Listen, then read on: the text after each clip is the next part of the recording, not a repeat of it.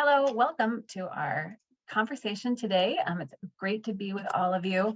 We're really going to focus on NCAA research and resources that support Division III student athletes and their mental well-being.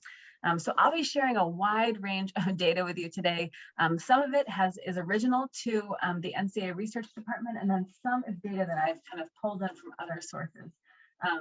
But really want to give you a broad view of the landscape of student athlete well-being, specific to Division III. So it won't be a surprise to any of you listening to this talk that just undergraduates in general, their mental health concerns have steadily become a campus priority. What you see here on your screen are just some screenshots from reports in the Chronicle of Higher Education, some data from the New Directions in Higher Education. Just wanted to kind of give you a little landscape. We're all talking about mental health, but what can we do about it? These data are from the Harry Institute, the Higher Ed Research Institute at UCLA. They've been doing a freshman survey for multiple decades. And one of the questions that they've asked is whether or not students are entering college, feeling overwhelmed. Were they frequently overwhelmed by all they had to do as high school seniors? We have continued to see those numbers be quite high. In the most recent data that was shared from 2019, so that's pre-pandemic, 55% of women first years and 28% of men indicated that they were frequently overwhelmed by all they had to do in high school. But I think what's really interesting to me is when I look at that data from the early data collection in 1985 all the way through to the present, you can really see, how this question and the ways students are responding to it, the rates of anxiety and stress that they experience frequently their senior year of high school have continued to rise, particularly since, the 2011, 2012 year, you see that real steep increase.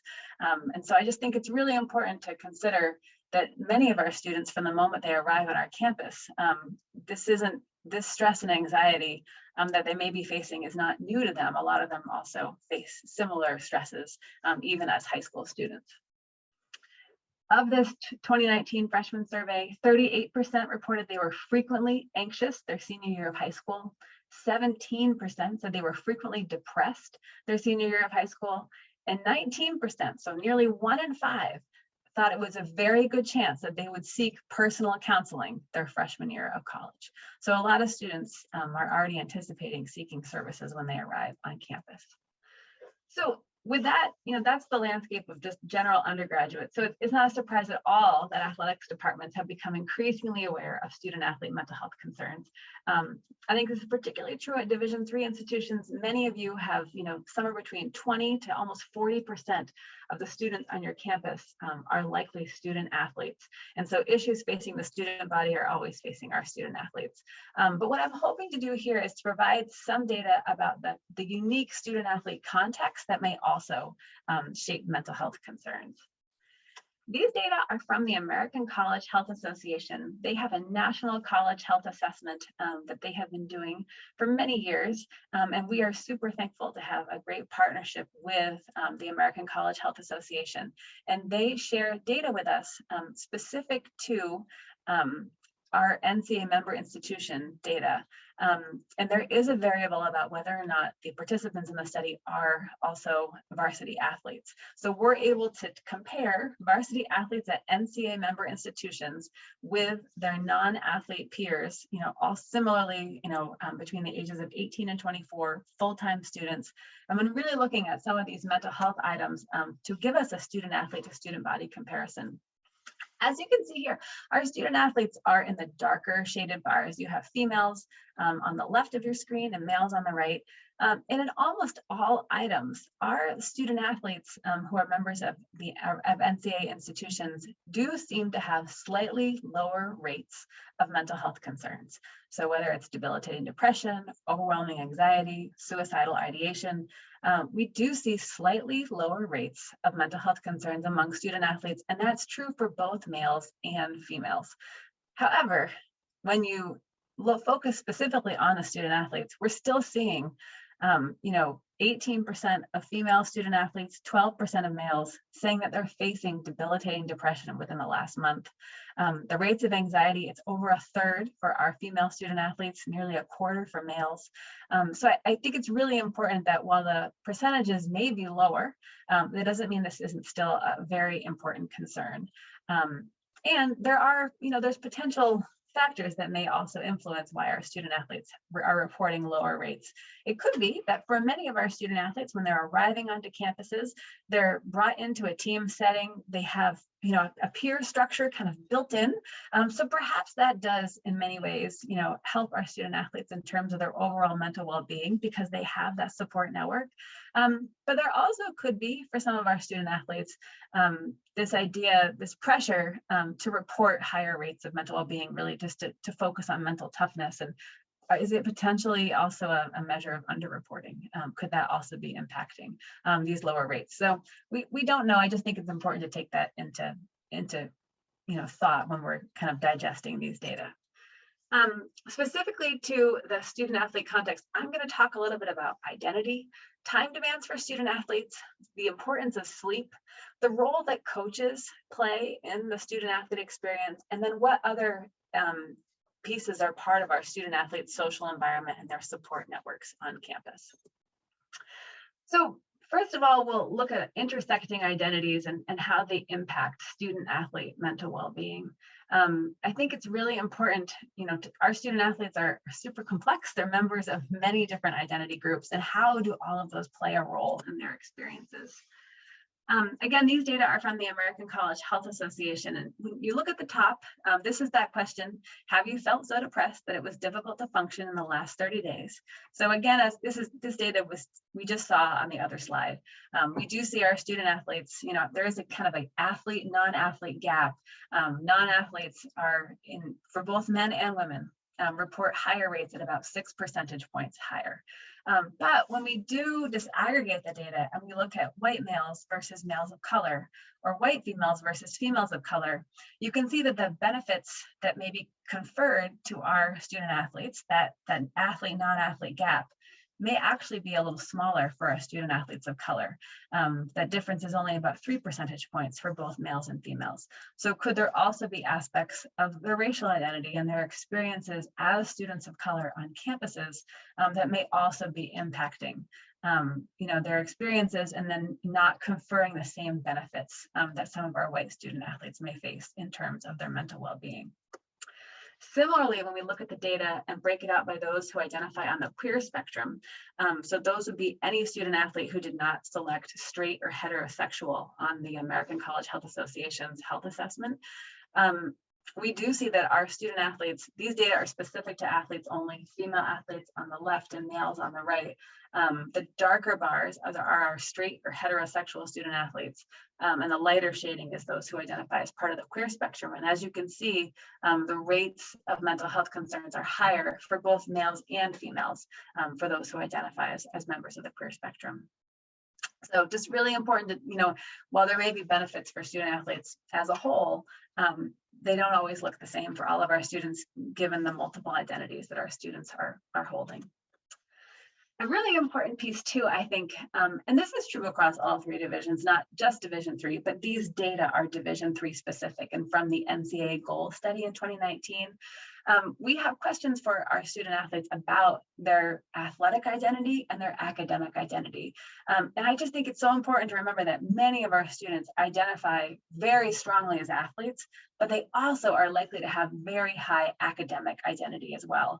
And so they're really committed to both their sport and their studies, and trying to balance that while they're on our campuses is definitely of key concern to our student athletes.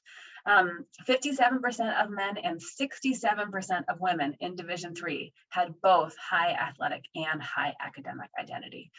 So just definitely something to think about when we look at some of these time demands for our student athletes. Thinking about athletic identity though, the other thing that we've been really thinking about as a research department is, when this athletic identity, begins for many of our students. And we have come to find that it really seems to be forged at an incredibly early age. For so many of our student athletes, they have specialized in their sport, meaning that they have dropped participation in all other sports outside of the main one that they're competing at your institution by the age of 12. These data, again, are specific to Division III. These are men's sports athletes in Division III. You can see it's about half of our soccer student athletes, half of those who are participating in ice hockey, and then about a third in baseball, swimming, and basketball and tennis, who all had dropped all their other sports to really focus on their primary sport by the time they were 12. And why does 12 matter? A lot of research has focused on 12 as being, those who specialize at the age of 12 are at higher risk of burnout, so mental burnout in terms of their love for their sport, but then also at higher risk of potential overuse injuries as well. Here are the data specific to women. As you can see, in some of these sports, the percentages are even higher. Soccer continues to stand out. Over half of Division III women participating in soccer had specialized in their sport by the age of 12. It was just under half in swimming and diving, ice hockey, and softball as well. And then about a third in tennis and women's basketball. So really important to think about. They've already identified as an ice hockey player or a swimmer very, very early on in their experience. The other thing too, in thinking about our student athletes and their engagement with their athletic selves, what I think is interesting here is these data in blue. So this is our men's sports athletes, and what you see in blue are those who competed on both their high school team and their club team. So in many ways, it's almost year-round participation in their sport. And so this is looking specifically at high school. So over 90% of our men's basketball players across all three divisions, nearly 90% in baseball, 83% in lacrosse, over 80% in swimming and diving, about that in soccer and wrestling as well. They are participating on both their high school and their club teams. So that's continuous participation, likely for many of those student athletes. Among our women's sports athletes, there are even more across even more sports are we seeing above 80% participation in both club and high school. That's true for softball, basketball, volleyball, all over 90%, 88% in soccer, 80% in lacrosse and field hockey and swimming. So just really high rates of year-round participation for a lot of our student athletes. And when you think about their engagement in sport as high school students, both on their club team or on their high school team, the other thing that's really interesting to us is how long lasting those connections are with their high school teammates and their high school coaches. So these are connections with those who they were on teams with during the time of high school. So this could be either club or it could be scholastic specific connections. But these are our college student athletes who participated in our social environment study in 2016. So when you see freshmen there, that's 64% of freshmen NCAA student athletes said that they remained in close contact with their high school teammates. And even by senior year of college, it was still 44% who said they were in close contact with their high school teammates. Those who remain in close contact with high school coaches, it's about half in freshman year. And then it only declines to about a little over a third, 36% in senior year. Men are a little more likely to remain in close contact with their high school teammates and coaches, but still across the board, those numbers remain high. And although there is a decline, it may not be as steep as we may have expected, throughout their college experience. They're still really maintaining those connections. In terms of athletic identity, beyond the participation that they had so broadly pre-college, and also those lasting connections with teammates and coaches, the other important thing when we think about our student athletes and their athletic identity is that a lot of them have very high family expectations specific to their sport. So these data are specific to our men's student athletes. The gray bars are what you see the student athletes who reported that their family had high expectations that they would go on and be a college athlete. And then we have in yellow those whose family expected that they would go on to be a pro or Olympic student athlete. So these data are specific to Division III, but as you can see, many of them had long expected, had family expectations that they would definitely participate in sport in college. And even while it's very rare that a Division III student athlete does go on to be a professional athlete or Olympian, somewhere between 10 to 20% of some of our men's sports athletes had parents who expected that they would go on and be professionals. And that may in some ways play into our student athletes' own perceptions that there is a possibility that they could go pro in their sport, whether that's at the Olympic level or at a professional level. It's over a quarter of our Division III men's basketball student athletes and our ice hockey student athletes, over 20% of our soccer student athletes who think it is at least somewhat likely that they will go pro. I think there's a mix of youthful optimism, but then also those parental and familial expectations may also be playing a role in this belief that it's somewhat likely that they could go on and be professional. But as you can see in many of our men's sports, it's over 1 in 10 have this perception that there's a possibility that they could be a professional athlete. These data are specific to our women.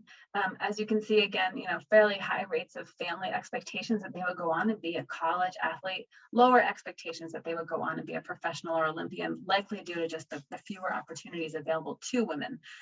But in Division III, we do about 15% of our women's ice hockey student athletes reporting family expectations that they would go on to be a professional or an Olympian in their sport.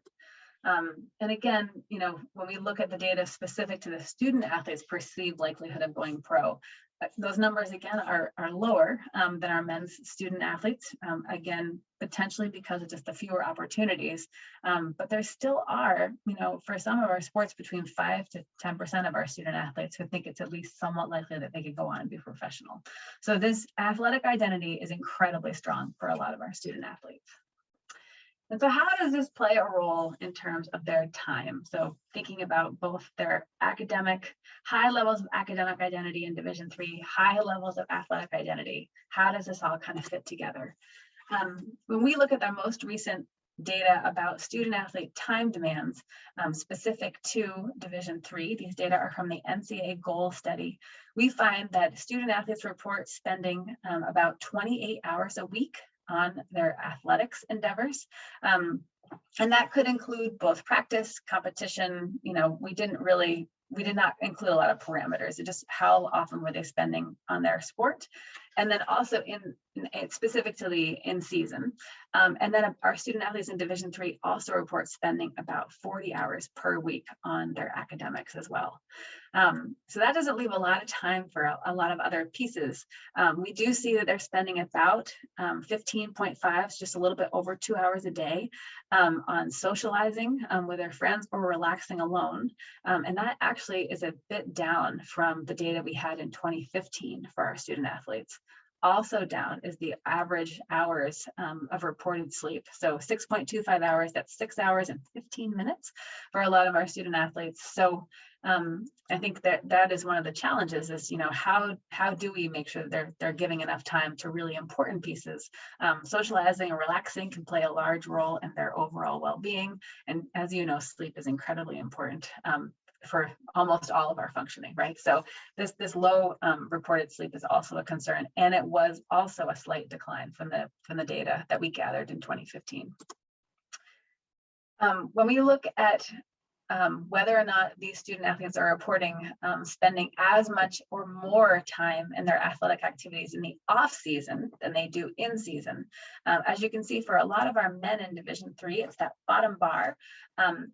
Over half to nearly 2/3 of men report spending as much, if not more, time in the off season. For women in Division III, it's right around 1/3 reporting spending as much or not more time.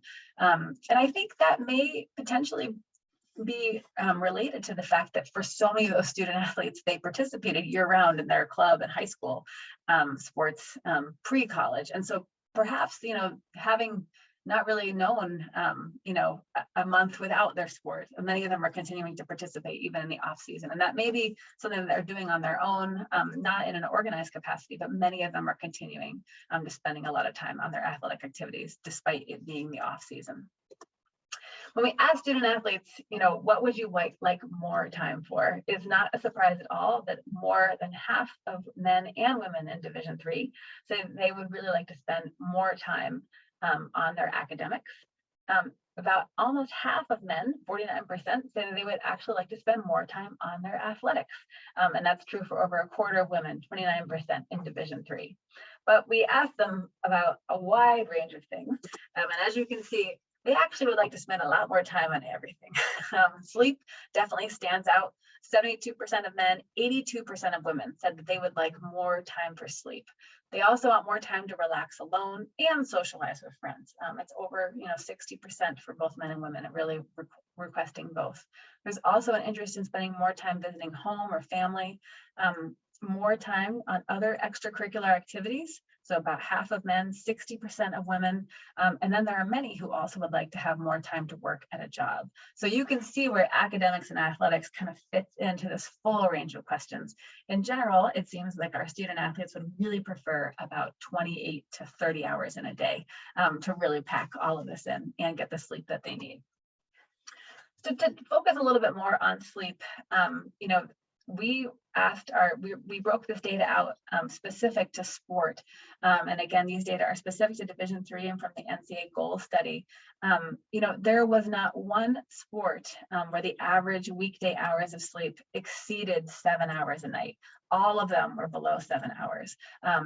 Men's ice hockey was at the highest, 6.7 hours per night. Football was just over 6 hours. That's true also for men's lacrosse in Division III, just over 6 hours per night. Among our women's sports, still no one had exceeded, no one was at the 7 hour mark. They were all below. The highest being women's track and field at 6.7 hours, and then the lowest being women's soccer at just a smidgen over 6 hours on a nightly basis. So just some really important data here, I think. And we know how important sleep is.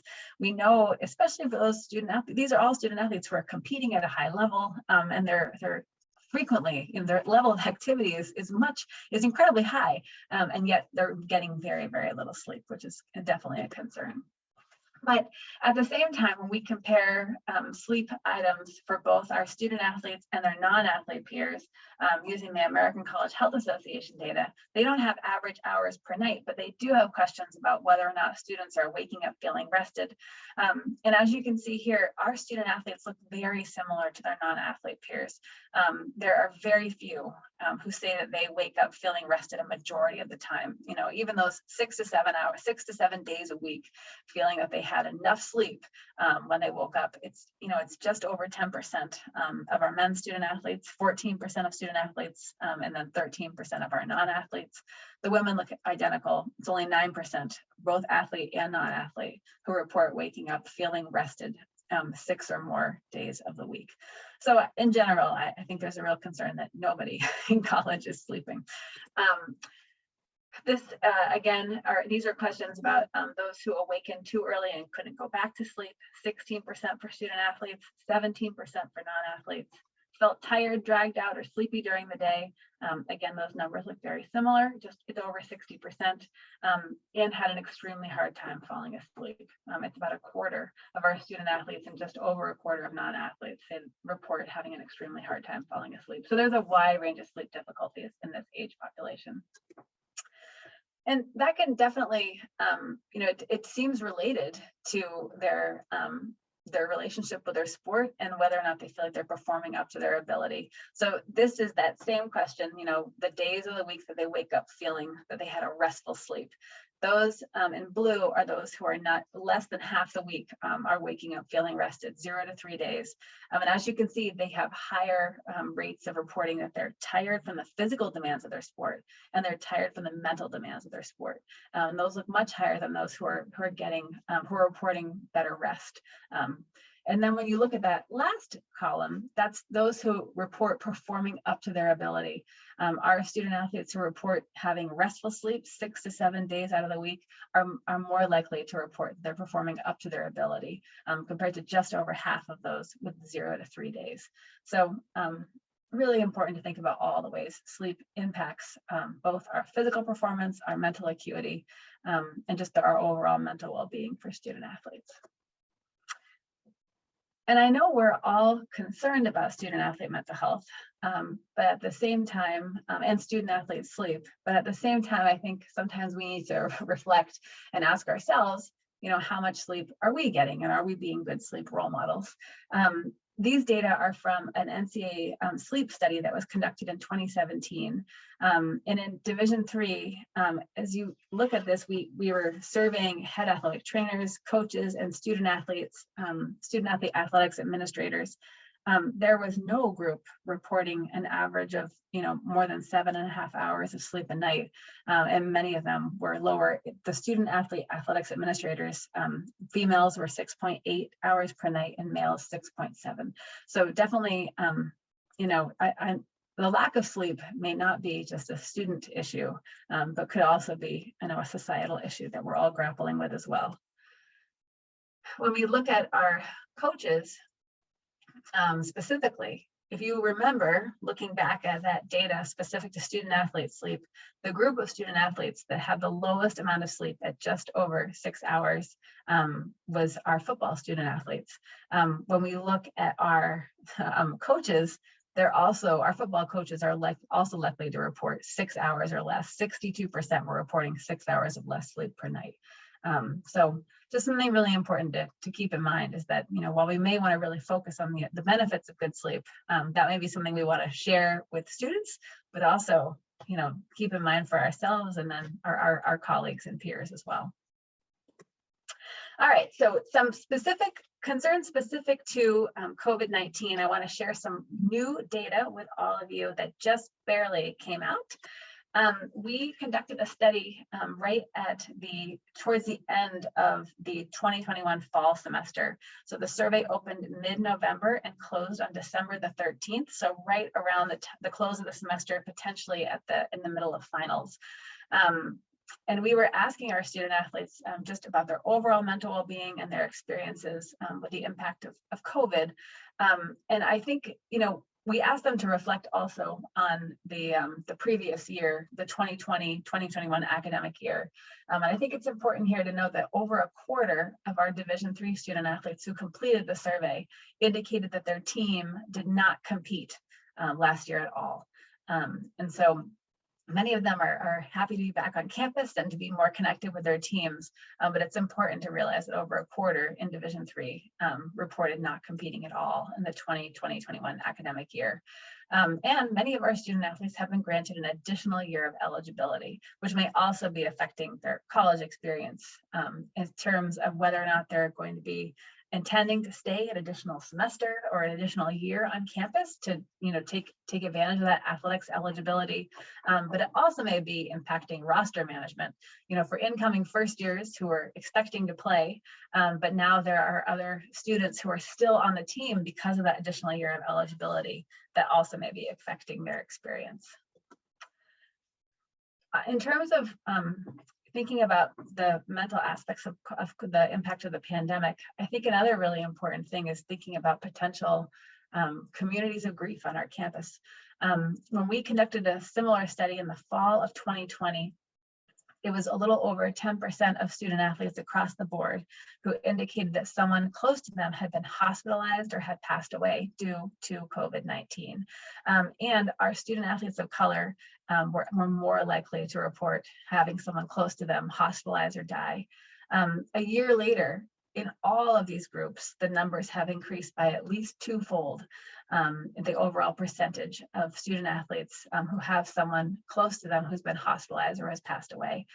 It's at least 1 in 5 across every racial group has someone close to them who's been heavily impacted by this pandemic. And so I just think it's really important to keep in mind that somewhere between, 1 in 5 or even a quarter of our student athletes may be dealing with some more significant impacts of the pandemic on those close to them or those in their families.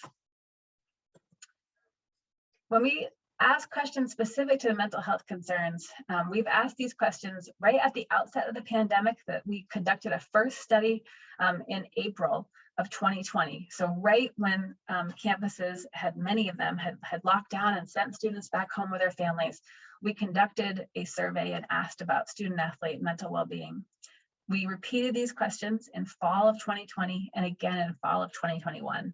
And I'm asking you to kind of think about comparing them to some baseline data from the National College Health Assessment. So that's that data from the American College Health Association. These data are specific to Division III men's sports participants, and that's true for both the NCHA data and the NCAA data. So if we look at the gray items, you can see, for our mental health concerns, I would kind of consider this almost like baseline, pre-pandemic. We definitely had, over half of our student athletes feeling overwhelmed by all they had to do or feeling mentally exhausted, nearly a quarter feeling sad or lonely.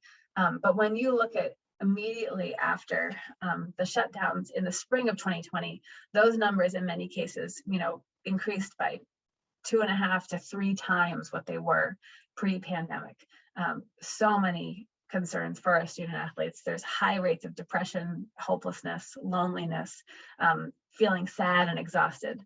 When we returned to fall of 2020, I think for many of our student athletes, while they may have not been competing with their team, many of them did return to their campus community. And while we saw part of that return, we did see a real difference in the levels of sadness or loneliness. We saw a decline in hopelessness as well. But as you can see, the rates of anxiety didn't really diminish that much for our men in Division III. They were 49% in the spring of 2020, and they declined to 45% in the fall. So some of those numbers still kind of maintain that heightened level of pandemic anxiety and stress. And so we didn't really see a huge change. And then in the fall of 2021, again, we still have, in almost all cases, we're still nowhere near the pre-pandemic baseline. There is still heightened levels of mental health concerns across the board.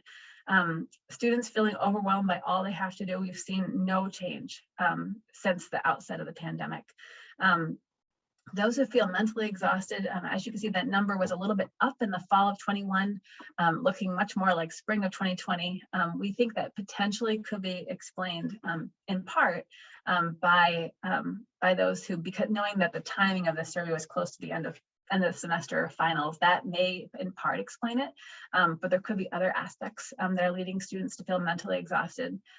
Sadness, loneliness, sadness especially, and then also overwhelming anxiety looks very similar to the fall of 2020. Where we did see some improvement though among our men's student athletes was in loneliness, and potentially because so many schools did return to in-person while many were not in person in fall of 2020. And then also we do see a decrease in those reporting hopelessness. So I think that potentially could be because of the advent of vaccines or just things looking up for some of our student athletes. But still, over a third of student athletes are reporting, feeling both loneliness and hopelessness within the last month. So we're still not near our pre-pandemic highs.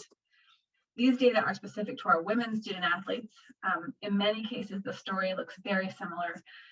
Women were already more likely to feel overwhelmed by all they had to do as compared to men with the pre-pandemic data from the National College Health Assessment, but it's nearly, 100%, 95%, 94%, and 95% again, feeling overwhelmed by all they have to do. We have seen no change since the outset of the pandemic. You see a slight decline in sadness, and there's definitely, the levels of mental exhaustion look nearly identical throughout the pandemic. But again, just like we saw with the men, we do see a decrease in student athletes reporting loneliness and hopelessness, but it's still nearly half of our student athletes. And we also saw a decline in anger for our women student athletes as well. We asked student athletes, what factors were negatively impacting their mental health. And you see our men's sports student athletes in yellow and our women's sports athletes in blue. Student athletes, both men and women's sports athletes, are most likely to report that academic worries are really negatively impacting their mental health. There are concerns around planning for the future, financial worries for some of our student athletes, over a quarter of women, nearly 20% of men. There are some challenges with the team environment, family worries, coach relationship. Almost 1 in 5 women is reporting those items. Concerns around playing time. 14% of our men's sports athletes in Division III, 19% of our women's sports athletes in Division III. We do see student athletes still reporting COVID-19 health concerns shaping their mental health, but it is really important to note that percentage has declined significantly since the fall of 2020. Those numbers look much lower than they were at that time. All right. So how do we support our student athletes with their mental health concerns? These data are from the GOAL study. And if you look down at the bottom row, that's specific to Division III. About 80% of our men in Division III reported that their coaches care about their mental well-being. And about 3/4 of our women in Division III are reporting the same. And as you can see, that's in many cases higher than rates in the other 2 divisions. So coaches definitely are expressing concern and showing that they do care about student athlete mental well-being. But while they're caring, the question about whether or not student athletes are comfortable talking to their coaches about mental health issues, those numbers are a little bit lower. It's about 2/3 of our men in Division III and just over half of our women in Division III report that they would be comfortable talking to their coaches about it. So I think that's an important difference here, that there's a perception of care, but that comfort in having those discussions does not seem to be nearly as high. But who else are they talking with? Student athletes are incredibly connected to their parents and family. In our most recent data in 2019 from GOALS, 56% of men and 67% of women's sports student athletes said that they were communicating with their family daily or multiple times a day. So there's a lot of connection happening with family. And when we ask what they're talking about, I often or sometimes ask my family for help with the following. These data are specific to Division III, but the numbers look very similar across the 3 divisions. It's 2/3 of men say that they're frequently reaching out to their family for help with stress or other mental well-being issues, and it's 83% of our women's sports athletes who say that they're often or sometimes asking family for help. So really important to keep in mind that, parents and family typically are not in the same community as our colleges. And so while we may not want parents involved in too many aspects of the student experience, do parents and families, are they aware of the mental health resources that are available in the campus setting? Just very important to keep in mind. What conditions would increase the mental health of our student athletes in terms of their accessing mental health healthcare? For our student athletes, many of them say that it's having free services. About 1/3 of men, nearly half of women say that free services would increase access. But also important is a practitioner who understands athletes and understands the athletic experience. 29% of men and 44% of women strongly agreed that that would increase their access to mental health care. Couple of things I want to share with all of you. The NCAA does have a range of mental health resources in terms of supporting mental wellness. There's a best practices book that people can download. There are some really great educational modules that I would encourage both faculty and our coaches to take advantage of. There are a lot of resources, 1-pagers, 2-pagers that are topic specific around suicide, depression, anxiety, disordered eating. There's also, some different workshops that people can download and actually have on their own campuses or within the conference setting. So those are all currently available. And as I said, there are these modules that are available for free for student athletes, coaches, faculty, athletics representatives that really can help people think about how they can support student athlete mental wellness. Another really cool resource that's not an NCAA specific resource is the Athletes Connected program at the University of Michigan. I think one of the most valuable pieces is that they've produced these really incredibly thoughtful,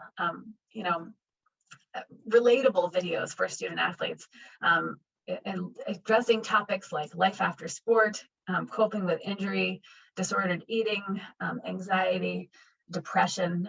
They're 5-minute videos, but they're incredibly compelling. There's a lot of resources on this website that could be of use to student athletes or to coaches who want to think about having a conversation around mental health. There's some very useful resources that can kind of set the tone or kind of be a primer for some of those conversations.